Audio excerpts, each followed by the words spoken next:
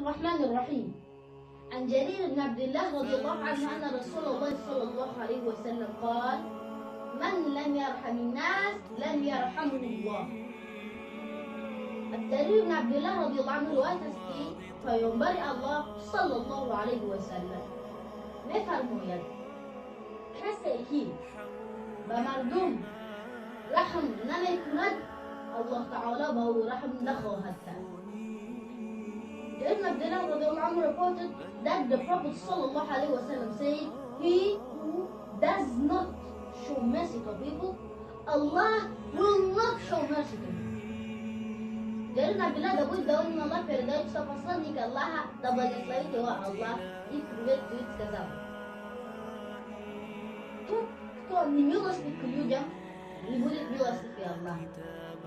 Jarir ibn Abdullah radıyallahu anh'den nefi olarak rivayet edildiğine göre Resulullah sallallahu aleyhi ve sellem şöyle buyurmuştur: kim insanlara merhamet etmezse ya da merhamet göstermezse Allah da ona merhamet göstermez ya da etmez. Vesselamu aleyküm ve rahmetullahi ve berekatuhu.